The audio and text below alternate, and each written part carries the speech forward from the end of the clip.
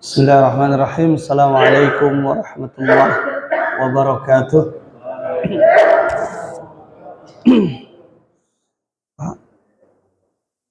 Alhamdulillah. Alhamdulillahi rabbil alamin. Wassalatu wassalamu ala asyrafil anbiya wal mursalin. Nabiyina Muhammadin wa ala alihi wa ashabihi ajma'in. Amma ba'd. Hadirin jamaah yang dimuliakan Allah Subhanahu wa taala, alhamdulillah di kesempatan pagi menjelang siang yang mulai dingin ini kita bertemu lagi, Masya Allah. Ini dari pagi ya. Ya, alhamdulillah kita jalani dan tetap semangat. Masih semangat ya Pak ya? Baik, insya Allah kita lanjutkan pembahasannya. Masih di kitab Tauhid ya Pak ya. Pertemuan yang lalu disampaikan oleh Ustadz Ahmad itu sampai kepada bab, kayaknya ada yang share di grup itu bab nazar ya, dan isti'adzah. Isti'adzah udah belum? Oh belum, berarti kita masuk ke isti'adzah. Minasyirki al-isti'adzatu bi ghairillah. Ya. Yaitu termasuk dari bagian perbuatan syirik adalah al-isti'adzah bi ghairillah. Minta ada di antara Bapak yang membacakan. Monggo silakan. Bismillahirrahmanirrahim. Wa annahu kana rijalun minal insi ya'uduna birijalin minal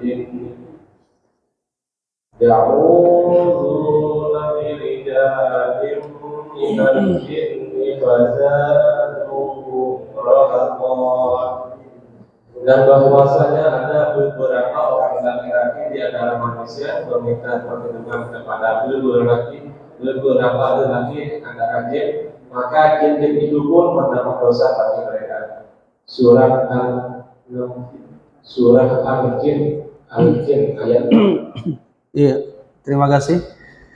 Masya Allah, satu buah ayat yang jadi pembuka di pertemuan pembahasan kita dalam kitab Tauhid, surat Al-Jin ayat yang ke-6.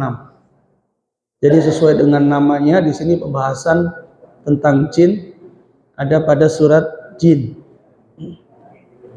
Di mana di sini Allah Subhanahu wa taala berfirman, "A'udzubillahi minasyaitonir rajim. Wa annahu kana rijalun minal insi ya'udzuuna birijalin minal jinni fazaduhum rahaqa." Ayat ini menerangkan dan bercerita kepada kita bahwa ada banyak orang di zaman itu. Wa annahu kana rijalun minal ins, bahwa ada sekelompok laki-laki dari kalangan manusia ya'udzuna, ya, mereka itu apa, minta pertolongan kepada bangsa jin, fazaduhum rahaqa, maka mereka menambah dosa. Apa yang dimaksud ya'udzuna di sini, isti'adzah di sini, yaitu mereka mengatakan ya, jika melewati sebuah lembah, zaman dulu ya, bukan zaman sekarang. Kalau melewati sebuah lembah, mereka khaufa minal jin, yaitu takut dengan bangsa jin. Kemudian mereka itu apa? Mengatakan dan minta pertolongan kepada bisayyidi hadzal wadi, Ya, yaitu minta pertolongan kepada penghuni lembah tersebut. Dapat dipahami Pak ya? Ini kejadiannya 1400 tahun yang lalu, tapi masih ada nggak sekarang? Ternyata sifat dan rasa takut naluri kepada bangsa jin itu dari zaman dulu sampai sekarang ada ya. Kalau di kita kan ya, penunggu lembah, penunggu apa lagi? Penunggu laut, penunggu apa lagi? Bahkan takutnya itu sangat luar biasa gitu kan. Nanti kalau nggak permisi, kalau nggak minta tolong ini nanti celaka, terganggu gitu. Ada nggak? Ada banyak. Apalagi yang demikian itu didukung oleh para para kapitalis, orang yang ingin cari nilai bisnis dengan film-film tertentu gitu ya. Sehingga gambaran tentang jin itu yang ada di benak kita ya gambaran seperti yang ada di film gitu. Apalagi yang alumni-alumni generasi 70 80 ini macam-macam itu bentuknya, itu ada setan apa namanya? Sundel bolong, jelangkung, apa lagi? Kolor hijau dan seterusnya. Jadi itu gambaran-gambaran yang ada di masyarakat kita itu seolah-olah ya seperti itu gitu.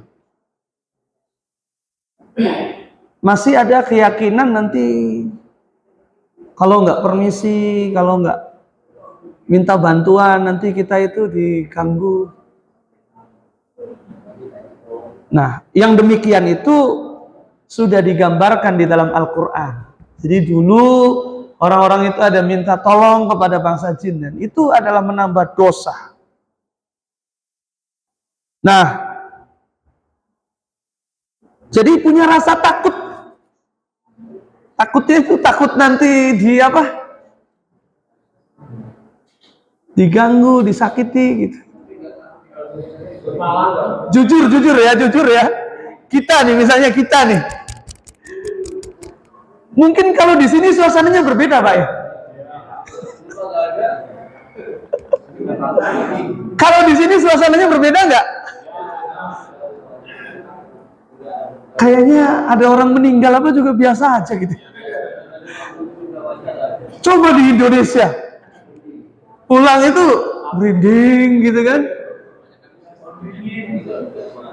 Kira-kira apa itu? Nah, karena alam pikiran kita secara tidak sadar sudah tercuci oleh film-film itu dengan budaya yang suka mistis gitu kan. Anak kecil aja udah dididik untuk ditakut-takutin, awas ada pocong gitu kan. Orang Arab nggak ada ya. Ya mungkin gitu. Karena kan jinnya juga lihat film mungkin ya.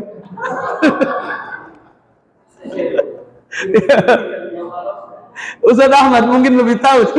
Jinnya juga lihat film mungkin gitu kan, tahu gitu ya. Yang ditakuti ini apa? Bentuknya ada pocong, ada kuntilanak gitu kan.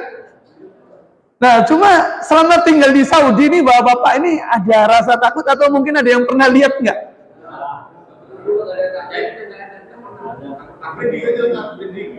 Iya, kalau merinding ada gitu ya. Tapi kalau lihat di sini saya malah pernah. Asli.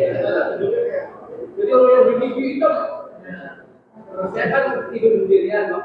Laki-laki perempuan, Pak? Itu pakai simak gitu, pakai gutro? Sama itu sendiri, Pak.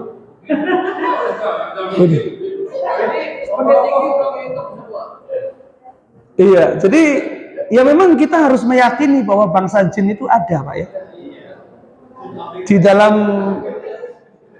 Di dalam Al-Quran itu kan disebutkan bahwa ada penciptaan jin, wa ma khalaqtul jinna wal insa illa liya'budun. Allah ciptakan jin dan manusia itu untuk beribadah ya.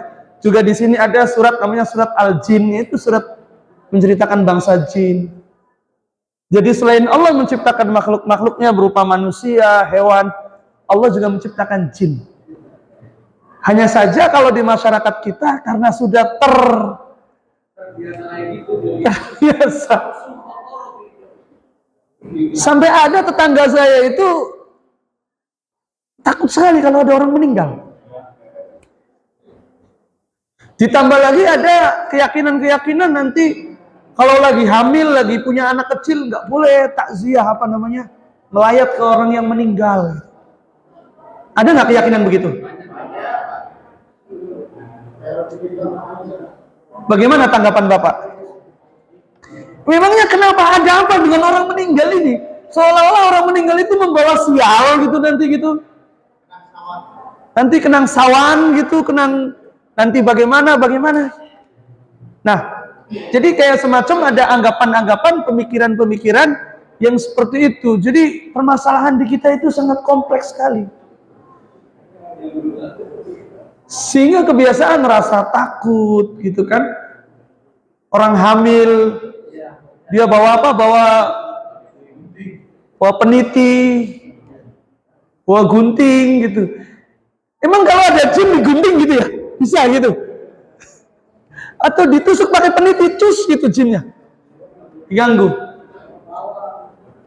Ya memang kalau kita melihatnya dari perspektif peninggalan dari sebelum Islam datang, kan ada keyakinan-keyakinan yang di luar dari Islam gitu ya.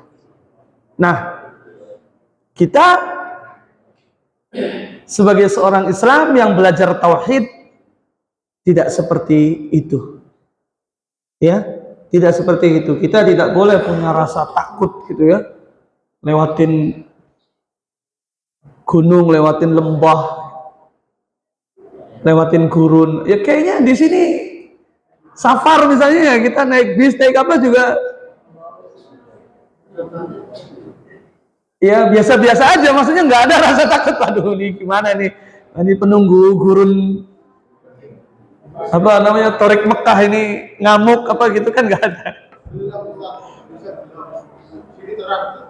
Kalau di Indonesia gelap, di sini juga gelap. Kalau malam lewat ke Mekah itu jalan itu gelap gulita, nggak ada apa-apa gitu kan. Sama aja kan.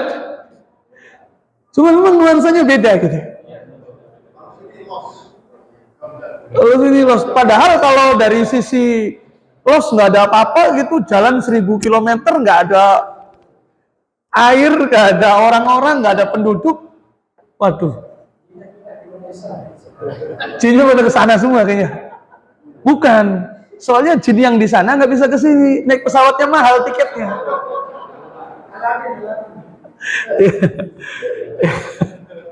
Ya seperti itu ya. Allah Subhanahu Wa Taala menciptakan jin. Ya mungkin di sekeliling kita juga banyak. Tetapi karena memang kebiasaan masyarakat yang berbeda sehingga kemudian tidak banyak keyakinan-keyakinan dan anggapan-anggapan yang seperti itu.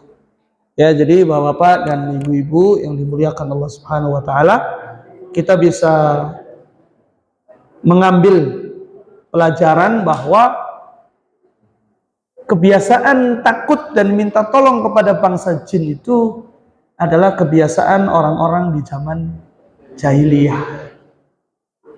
Nah, kita yang hidup di zaman sudah Islam, udah modern, ya kalau kita minta perlindungan, mintanya sama siapa? Sama Allah.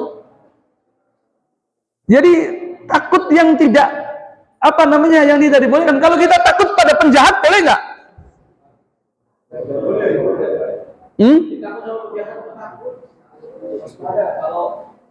Sesuatu yang real, sesuatu yang lihat gitu, takut. Kalau takut sama polisi, misalnya takut ditangkap gitu, boleh nggak? Misalnya kita nggak punya iqomah gitu kan, nanti ditangkap. Ya sesuatu yang nyata, sesuatu yang kelihatan gitu ya.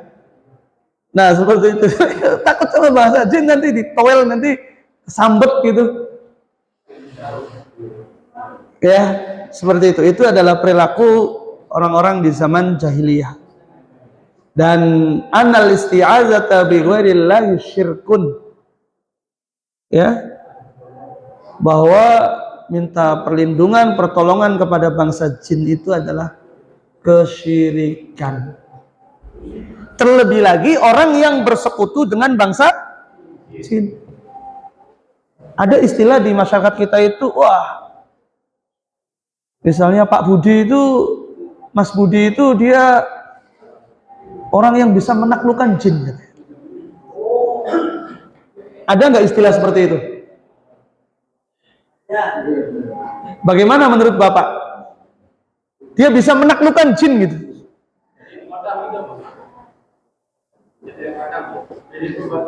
Jadi khodam, apa namanya, khadim. Nah, pada kenyataannya adalah bahwa bangsa jin itu jika dia bersekutu dengan manusia itu nggak ada yang gratis. Nggak ada yang gratis. Kalau kata orang zaman sekarang nggak ada makan siang gratis. Ada imbalannya. Ya. Minta tolong kepada bangsa jin itu nggak ada yang gratis. Misalnya dalam Islam itu kan dikenal ada sihir, namanya ada sihir, ada sihir gitu ya. Itu bersekutu dengan jin, berserikat dengan jin, kemudian menyakiti manusia, mengirimkan sihir. Itu jin yang bekerja, mereka tidak dibayar, minta permintaan, minta persembahan. Ya, yang itu dalam Islam kita masuk ke dalam bab ini, yaitu syirik. Ya. Di dalam ayat ini juga kita bisa mengambil pelajaran bahwasanya risalah kenabian Nabi Muhammad sallallahu alaihi wasallam, umum risalati Muhammadin sallallahu alaihi wasallam litaqalain. Keumuman risalah kenabian Nabi Muhammad sallallahu alaihi wasallam untuk sakolain. Sakolain ini adalah bangsa manusia dan jin. Jadi risalah kenabian itu untuk manusia, kita manusia diperintahkan untuk sholat. Apakah bangsa jin juga diperintahkan sholat? Islam. Ya, jin Islam. Ada yang pernah lihat jin lagi sholat? Nggak tahu. Iya. Karena memang Allah menciptakan manusia dan jin itu berbeda gitu ya. Jin itu kita tidak bisa melihat.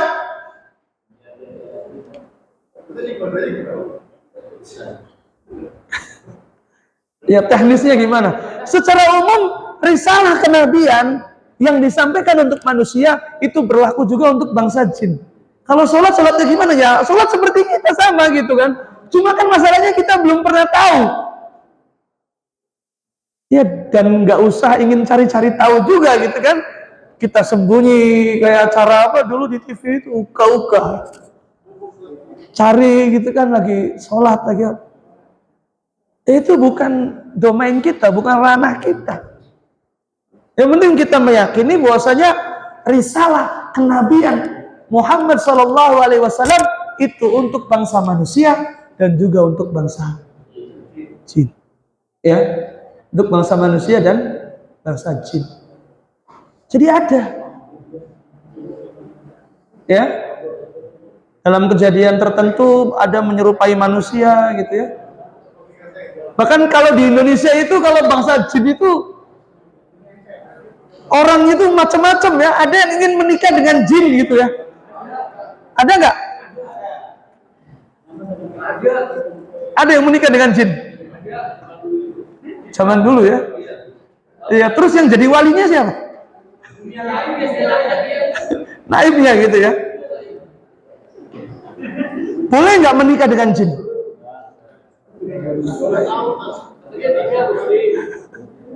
Ini pelajaran fikih. Ustaz Ahmad, boleh nggak kalau ada orang ingin menikah dengan jin?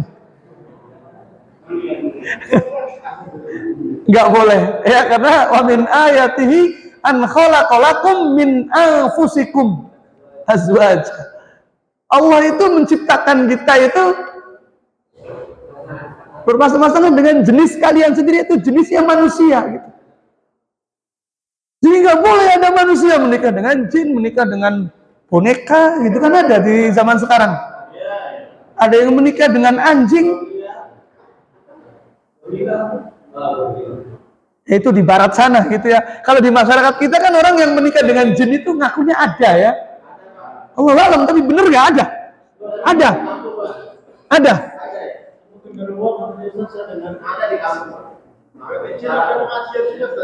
Terus itu ada akad nikahnya, hajatannya gimana?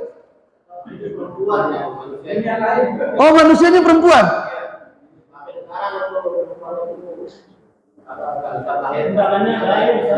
Ya?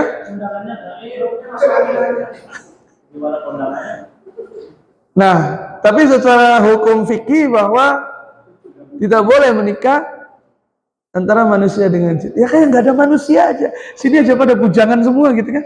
Banyak kan ini.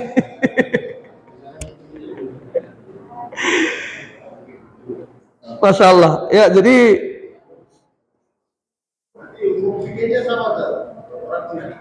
secara umum sama. Karena kan risalahnya dari Nabi Muhammad SAW. Adapun teknisnya bagaimana ya kita nggak tahu gitu ya. Secara umum bahwa hukumnya sama, risalah kenabian dari Nabi Muhammad SAW. Karena Islam itu kan sudah sempurna. Al-yawma akmaltu lakum dinakum wa atmamtu alaikum ni'mati wa raditu lakumul Islam madinah. Sebelum Nabi wafat, risalah Islam itu sudah sempurna. Jadi ya secara umum sama. Ya seperti itu. Cuma ya teknis kayak haji pakai tasrih enggak, ya Allah alam ya. Di bangsa jin itu ada tasrih atau enggak kita kan nggak tahu. Iya.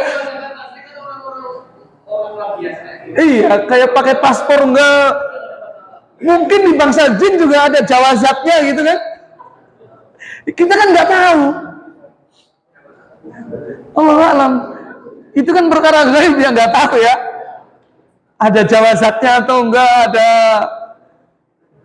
ada kementerian haji bangsa jin atau enggak gitu kan nggak tahu ya. Allah taala alam. Tapi secara umum bahwa syariatnya itu adalah sama. Kemudian yang berikutnya, annal isti'adzata bi ghairillahi tuwarisul khaufa wad da'f. Bahwa minta pertolongan, minta perlindungan kepada selain Allah itu dia mewariskan, akan menyebabkan rasa takut dan kelemahan. Dan orang itu kalau sudah punya rasa takut pada jin itu udah mau apapun juga susah. Mau bangun rumah harus naruh dulu makanan, minuman di situ, ayam bakar, ya, faham, syawaya. Mau panen kita harus taruh dulu, nanti takut diganggu. Mau pergi ke laut nanti kita harus lakukan ritual dulu, nanti takut diganggu. Ya. Ada banyak kecelakaan di jalan di situ, kita taruh di situ, tumpeng di situ, makanan di situ. Dan kalau sudah sekalinya takut kepada bangsa jin, itu biasanya terus-terusan akan ketergantungan. Semuanya akan dikait-kaitkan dengan jin. Sering yang seperti itu, Pak? Banyak nggak? Nanti takut aja. Kita manusia, ya, yang Allah Subhanahu wa taala ciptakan dengan sebaik-baiknya bentuk. Laqad khalaqnal insana fi ahsani taqwim. Sungguh telah kami ciptakan manusia itu dengan sebaik-baik bentuk. Dan kita itu tidak diperbolehkan ya, kita jangan takut gitu. Yang terkadang ini secara teori kita tahu, cuma ya gimana ya mau lewat ini gitu kan. Bahkan di kalangan para intelektual ya, katanya orang yang profesor, doktor, para cendekiawan juga kadang-kadang masih punya keyakinan bangun jembatan itu harus ditanam apa Pak? Kepala kerbau gitu. Untuk apa? Supaya selamat. Untuk apa itu tumbalnya? Untuk siapa kira-kira? Untuk setan, untuk jin. Banyak nggak kejadian begitu? Yang melakukannya orang-orang yang pintar, punya pendidikan. Ya, karena kan mengganggu manusia, misalnya masuk melalui mimpi atau melalui ngeliat atau melalui apa, sehingga kemudian diberikan persembahan di situ.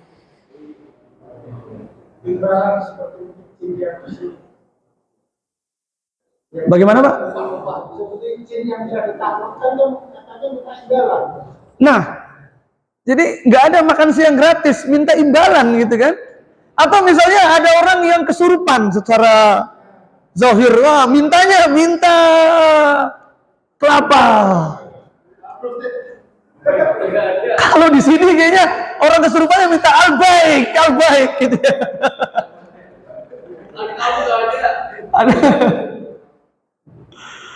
Karena jinnya jin dari Sudan mintanya full toa gitu, full gitu. Mungkin gitu.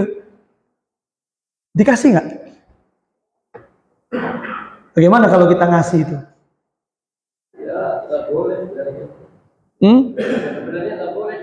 Boleh nggak kita ngasih? Udah diturutin aja semuanya. Mintanya apa? Minta full, minta adas, minta tamis, minta mulawah. Ya sama, itu tidak diperbolehkan. Lalu bagaimana kalau misalnya ada yang kesurupan apa seperti itu? Ya seperti pada pembahasan yang telah lalu, ada yaitu dengan cara diruqyah. Kita minta pertolongan kepada Allah. Baca ayat-ayat ruqyah. Baca ayat kursi, baca Al-Fatihah. Ya. Dan ayat-ayat yang lainnya yang memang pernah dicontohkan oleh Nabi SAW dan para sahabatnya untuk doa ya, untuk ruqyah.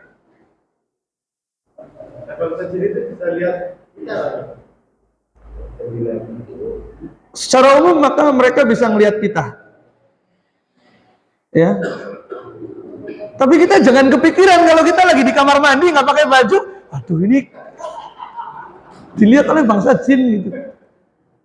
Karena ada beberapa pemahaman yang agak-agak terlalu berpikirannya anti mainstream itu, konon disarankan bagi para perempuan, ibu-ibu kalau kamar mandi jangan dilepas semua bajunya. Karena nanti bisa dilihat oleh bangsa jin. Pertanyaannya adalah kenapa para ibu-ibu aja bukan bapak-bapak juga? Kan ada jin perempuan juga nanti ngeliat gitu.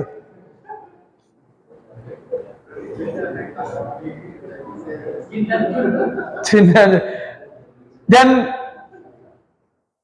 makanya kenapa bangsa setan itu jin, mereka banyak di kamar mandi Pak. Apa dalilnya? Ketika kita masuk kamar mandi itu baca doanya apa? Allahumma inni a'udzubika minal khubuthi wal khaba'ith. Ya Allah, aku berlindung kepadamu setan laki-laki dan setan perempuan. Itu di kamar mandi tempatnya, makanya kita berdoa di situ. Jadi kita jangan pikir yang macam-macam. Aduh, malu saya dilihat jin gitu ya. Udah kita beda beda alam, beda dimensi. Jadi kita diperintahkan secara syariat, aturan adalah demikian. Masuk kamar mandi kita berdoa, minta tolongnya, minta perlindungannya kepada Allah Subhanahu wa taala, bukan kepada bangsa jin itu. Ya. Kita baca doa masuk kamar mandi itu, Allahumma inni a'udzubika minal khubuthi wal khaba'ith. Itu doanya pada saat di dalam kamar mandi atau pada saat di luar, Pak? Kenapa di luar? Karena kita nggak boleh berdoa di dalam kamar mandi. Di luar kemudian masuknya pakai kaki kanan atau kiri? Kanan atau kiri? Kiri. Keluarnya? Kanan. Berbeda dengan masuk masjid. Masuk masjid kita pakai kaki kanan dulu. Ya, langkah yang pertama masuk kaki kanan, kemudian keluarnya kiri. Dan ketika kita keluar dari kamar mandi ada doanya, Pak. Doanya apa? Ghufranaka. Semoga ya apa namanya? Allah memberikan ampunan gitu ya. Kenapa kita minta doa agar diberikan ampunan ketika keluar dari kamar mandi?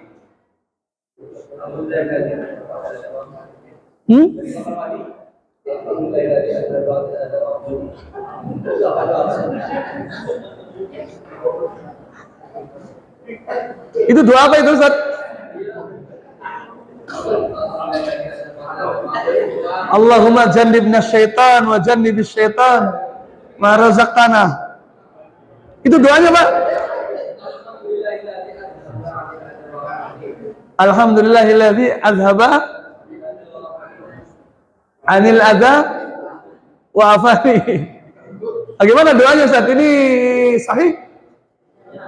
Hah? Enggak sahih. Ya, tetapi populer memang. Ya.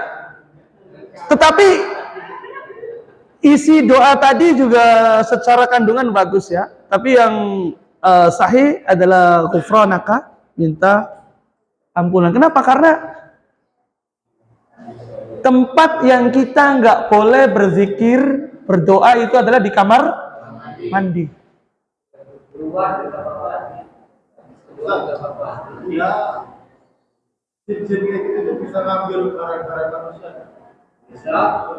Kalau berdasarkan riwayat dulu pernah ada jin yang mencuri ya. Ya, di zaman Nabi itu ada pernah jin yang mencuri di mana? Baitul Mal ya. Kejadiannya Abu Hurairah. Jadi memang ada. Ya. Cuma kalau sekarang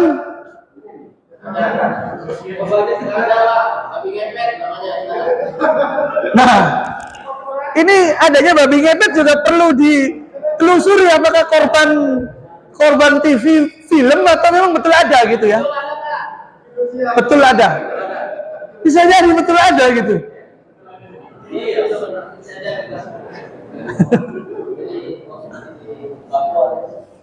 Di Papua. Bisa jadi gitu ya. Karena orang dia bersekutu dengan bangsa jin.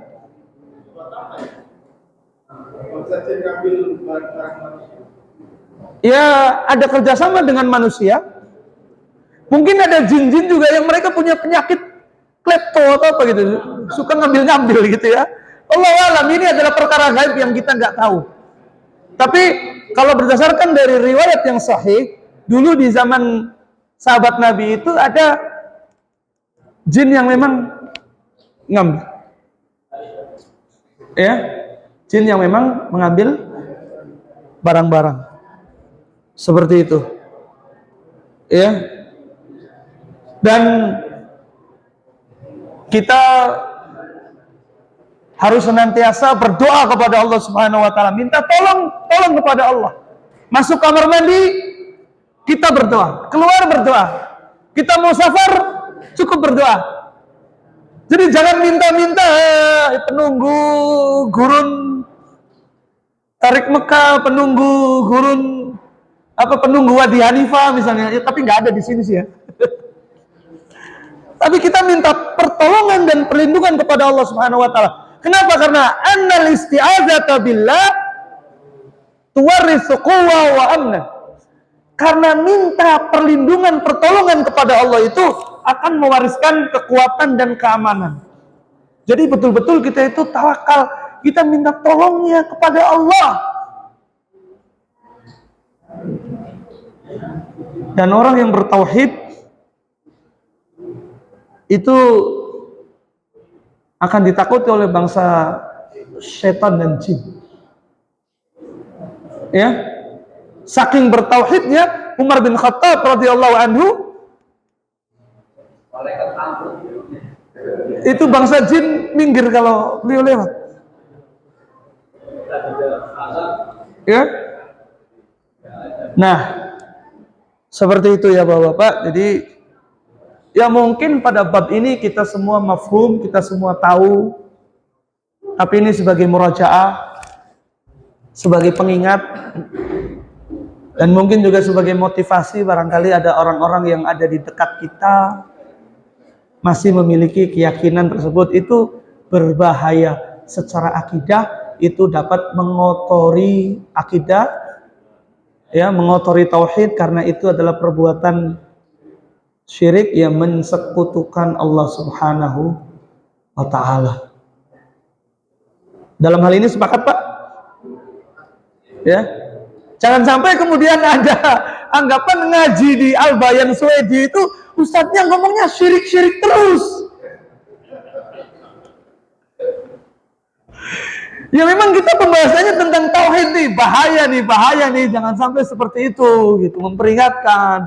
Dan itu masih ada pada keyakinan kita, masyarakat kita, gitu maksudnya. Gitu. Karena kan kita juga nggak ingin selamanya di sini Pak ya. Atau ada yang ingin selamanya di sini? Nanti suatu saat kita pulang kan? Nah, maka ketika kita pulang nanti yang hadir di sini ini semua akan menjadi para penegak tauhid, Masya Allah, menyampaikan risalah tauhid, ya. Tapi ingat bahwa menyampaikan kepada masyarakat kita itu harus hati-hati dan pelan-pelan, karena nanti kalau tidak pelan-pelan bisa terjadi benturan yang sangat keras, ya. Nanti kalau tiba-tiba kita dapati ada sesajen, ada persembahan apa, nanti bongkar-bongkar semua, nanti kena pasal, ya. Nanti kena pasal, nanti kena penjara gitu ya, seperti itu. Kalau bedanya syirik dengan khurafat, ada namanya khurafat atau bahasa Arabnya khurafat. Itu apa Pak? Yang dimaksud dengan khurafat di sini adalah dongeng-dongeng atau kepercayaan yang ya dia bersifat dongeng yang tidak ada asal usulnya. Ya, kalau syirik itu adalah mensekutukan Allah, kalau khurafat itu adalah kisah dongeng. Ya, seperti apa contohnya, Pak? Kisah Israiliyat. Kisah Israiliyat itu adalah kisah dari Bani Israel. Kisah dari Bani Israel itu bagaimana? Bagaimana kita mensikapinya? Kalau sesuai dengan ajaran kita, maka kita benarkan. Kalau tidak sesuai, maka tidak kita benarkan. Dan juga pada satu sisi kita bisa tawakuf, kita tidak membenarkan dan tidak menyalahkan. Kisah-kisah pada Bani Israel, ya, umat-umat yang terdahulu. Ya, kalau yang bertentangan dengan akidah keyakinan kita, ya kita tidak benarkan. Tapi kalau yang sama sejalan, maka dibenarkan. Kalau khurafat lebih kepada dongeng-dongeng, dan masyarakat kita biasanya suka dengan dongeng gitu kan. Fulan bisa terbang gitu. Misalnya kisah begini, Cak Nur kok, ya, misalnya di mana, dari Kendal ya, atau dari Bojonegoro, Mas Nur kok setiap Jumat ada di sini terus, nggak pernah sholat Jumat. Oh, saya kalau sholat Jumat di Mekah di sana.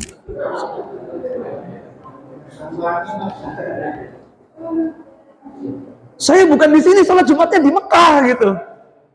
Nah itu termasuk dari kisah ya khurafat gitu ya, cerita dongeng. Makanya kita mengenal zaman dulu itu ada istilah, ada tahayul, bid'ah, dan khurafat. Ya, khurafat adalah seperti itu. Kalau tahayul ya dari bahasa Arab itu apa namanya, takhayul gitu ya, kisah khayalan-khayalan. Ya, Seperti itu. Wallahu taala alam bisawab. Nampaknya kita cukup satu pembahasan aja dulu ya. Sudah jam 10. Ada pertanyaan Pak atau cukup? Biar kita tidak terganggu. Seperti apa? Sebagaimana disebutkan di dalam beberapa hadis ya, bahwa diantaranya agar kita terjaga dari gangguan sihir dan gangguan setan, kita membaca beberapa ayat, beberapa surat dari Al-Quran setelah sholat, yaitu ada disebut surat Al-Ikhlas, surat Al-Falaq, surat An-Nas, dan juga ayat kursi. Ayat kursi, surat Al-Ikhlas, Al-Falaq, dan An-Nas setiap selesai sholat ya.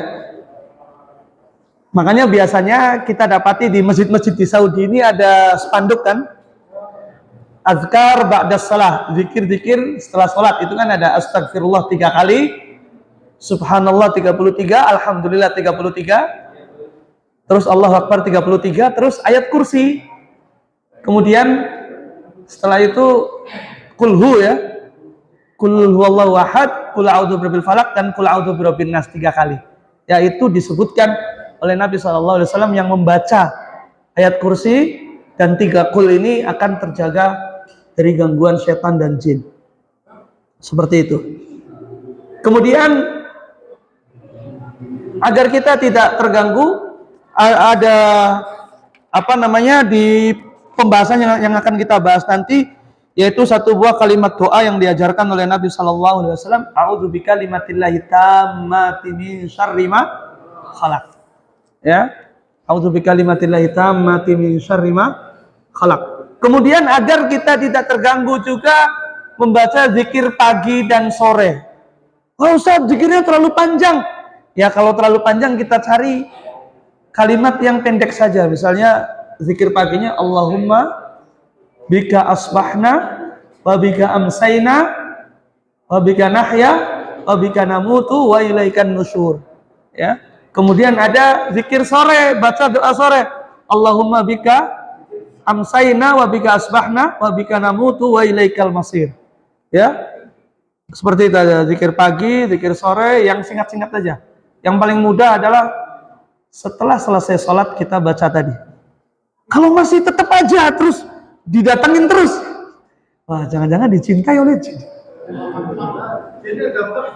Jinnya dablek. Tapi insya Allah kalau kita istiqomah, maka jin itu akan tidak tidak akan terus-terusan gitu. Ya, begitu. Jadi ini sekaligus pengalaman saya pribadi juga gitu. Seperti itu. Jadi kalau misalnya kita dapati ada beberapa kejadian yang di luar kebiasaan ya, seperti kena sihir dan yang lain-lainnya, itu adalah seperti itu.